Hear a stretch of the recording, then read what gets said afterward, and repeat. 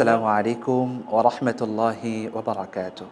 বিসমিল্লাহ ওয়ালহামদুলিল্লাহ ওয়াসসালাতু ওয়াসসালামু আলা রাসূলিল্লাহ ওয়া বা'দ।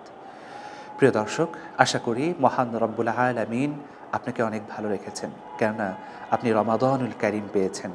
আলহামদুলিল্লাহ, আমিও আল্লাহ তাআলার কাছে শুকরিয়া আদায় করছি। মহান রব আমাদেরকে বরকতময় এক মাস দান করেছেন, রমাদানুল কারীম।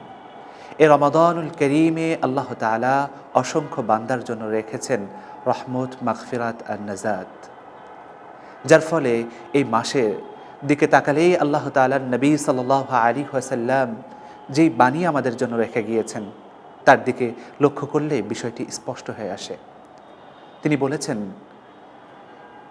কুতিবা আলাইকুমুস সিয়াম কামা কুতিবা আলাল্লাযীনা মিন ক্বাবলিকুম। সিয়ামকে তোমাদের উপর নির্ধারণ করা হয়েছে পূর্ববর্তীদের ন্যায়। পূর্ববর্তী জাতিরা কিভাবে সিয়ামকে পালন করেছেন, এই আয়াত আমাদেরকে শিক্ষা দেয়। রমাদান হলো সহমর্মিতার মাস, রমাদান হলো ভ্রাতৃত্ব বন্ধনের মজবুত এক সুন্দর মুহূর্তের মাস। এই রমাদানের দিকে তাকালেই ওই আয়াতের কথা আমাদের মনে পড়ে যায়।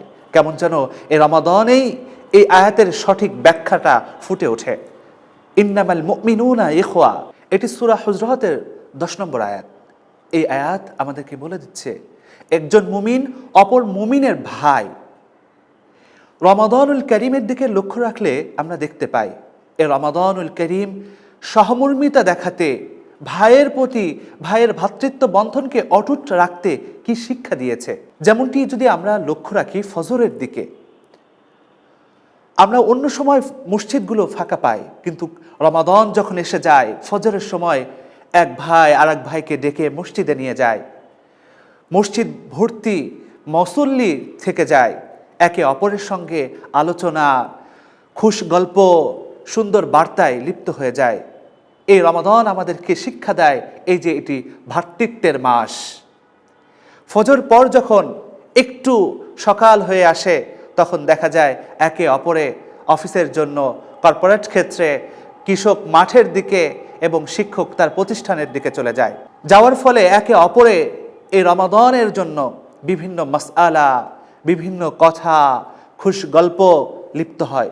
এক্ষেত্রে কেউ যদি তখন তাদেরকে কুটো কথা বলে থাকে, খারাপ মন্তব্য করে থাকে, সেখানে এ রমাদানুল কারীম শিক্ষা দিয়েছে, ভ্রাতৃত্ব বন্ধনের মজবুত একটি অধ্যায় রেখে দিয়েছে যে আনা সাইম, আমি রোজাদার। রোজাদাররা তখন বলে দেয় যে আমি রোজাদার।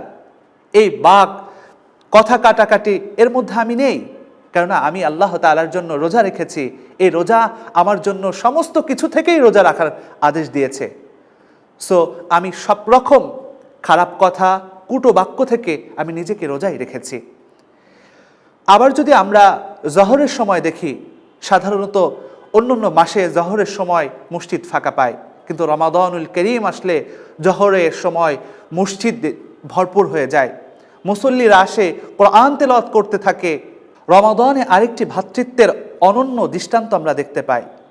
বান্দা যখন সারাদিন রোজা রেখে কাজকর্ম করে ক্লান্ত হয়ে পিপাসার্ত হয়ে বসে যায়,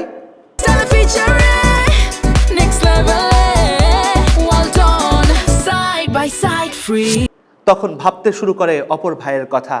অপর ভাই কি সারাদিন রোজা রাখার পরে ইফতারি তার মুখে এসেছে, তার সম্মুখে কি ইফতারি পৌঁছেছে, এই বিষয়টা নিয়ে ভাবতে শুরু করে। আমরা অন্য মাসে কিন্তু এই চিন্তাটাও করতে পারি না, কে কে খেয়েছে কে খায়নি, এই বিষয়টা আমাদের বোধে আসে না।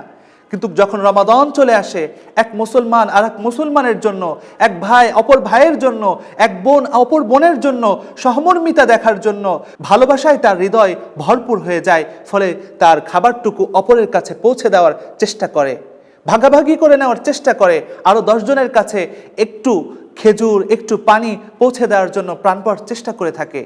এই রমাদান আমাদের সেই ভ্রাতৃত্ব বন্ধনের অনন্য দৃষ্টান্ত দেখিয়ে যায়।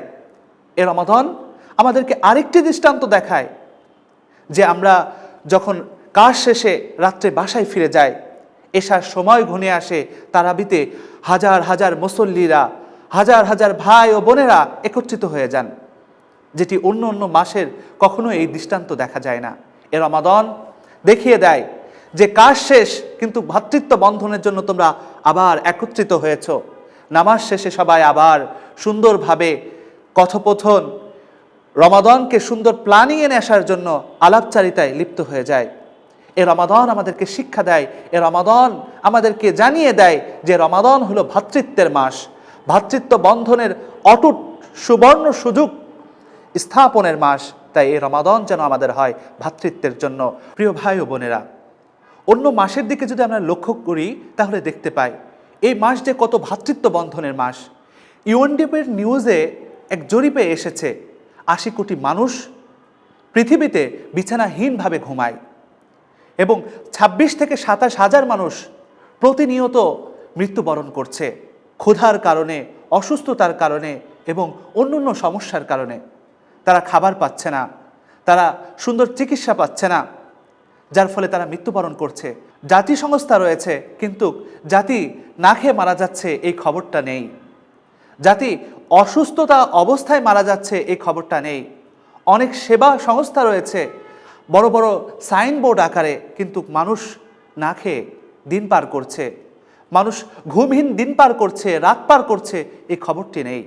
কিন্তু রমাদান আসলে দেখতে পাই এই মানুষের সংখ্যা অনেক অংশে কমে যায়। মানুষ সুন্দর একটি জীবন পার করে শুধু এই রমাদানে, যা জরিপে এসেছে। এই জরিপ আমাদেরকে বলে দেয় এই রমাদান হলো ভ্রাতৃত্ব গঠনের মাস, এই রমাদান হলো মুমিনের সবচেয়ে বড় শিক্ষা গ্রহণের মাস। একে অপরের প্রতি ভ্রাতৃত্ব বন্ধন কিভাবে অটুট থাকবে, আমরা যাকাতের মাধ্যমে সেই ভ্রাতৃত্ব বন্ধনকে অটুট রাখবো, আমরা সাদকার মাধ্যমে সেই ভ্রাতৃত্ব বন্ধনকে অটুট রাখবো। এ রমাদান আমাদের সেই শিক্ষাই দিচ্ছে।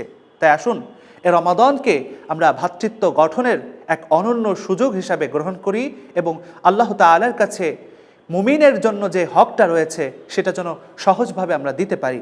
আল্লাহ তাআলা আমাদের প্রত্যেককে এ রমাদানুল করিমকে ভ্রাতৃত্ব বন্ধনের জন্য সুবর্ণ সুযোগ হিসাবে গ্রহণ করার তৌফিক দান করুন। আল্লাহ তাআলা আমাদের আমলকে কবুল করুন, এ রমাদানকে কবুল করুন। হাযা মা ইনদি ওয়াল ইলমু ইনদাল্লাহ। ওয়াসসালামু আলাইকুম ওয়া রাহমাতুল্লাহ। খবরের কাগজ, নিখাত, নির্ভীক, নিরপেক্ষ।